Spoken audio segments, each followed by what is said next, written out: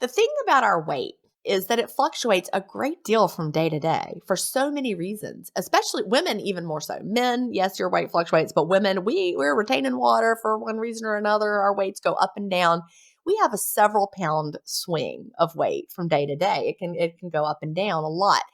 And so I am not a fan of weekly weighing or infrequent weighing. That's like the worst thing you can do. Because, like, imagine you only weighed once a week and then today's your day where your weight just popped up a few pounds. You're like, oh my Lord, I'm gaining weight when you're really not. So, what really changed my life, honestly, the time that I stuck with intermittent fasting in 2014 was also the first time I ever used this weighing technique that I didn't invent, but it really saved my sanity. I want you to weigh every day and ignore what the scale says. Don't even pay attention to that fluctuation, but write it down or put it in your app or however you do it. Let your scale Bluetooth it to your app if that's the kind you're using. And then once a week, calculate your weekly average. And that's a little bit of math, but it's not hard. You add together your 7 weights for the week and divide by 7. Add up 7, divide by 7. If you only weighed 6 times, add up 6, divide by 6. So you add up all the weights for the week. You have your weekly average.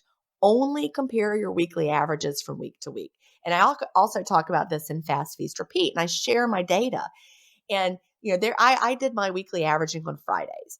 So there were some Fridays where my Friday weight might have been higher than the Friday the week before. Maybe I was up a pound from the previous Friday. But when I did my weekly average was still down because I had had some ups and downs that week.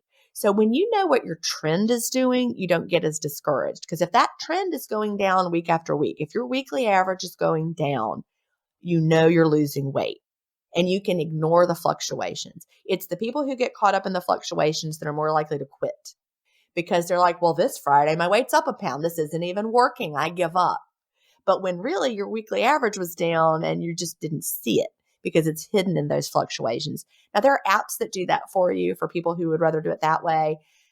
Happy Scale is my very, very favorite. It's created by someone named Russ Shanahan. I've had him on Intermittent Fasting Stories. He's a great guy.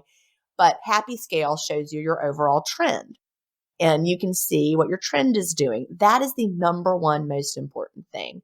Also, in Fast, Feast, Repeat, I recommend that people use other tools such as your measurement, honesty pants. If your pants are fitting better, who cares what the scale says? We're going to have a lot of body recomposition. If you're fasting clean, human growth hormone is up. You're able to build muscle easier. So it's not at all surprising for people to be leaner at a higher weight than they had been in the past. Like, let's say someone's been 150 pounds before, but at the last time you were 150 pounds, you were wearing a whole size bigger than you're wearing now. That's because you've lost fat and built muscle. Body recomposition.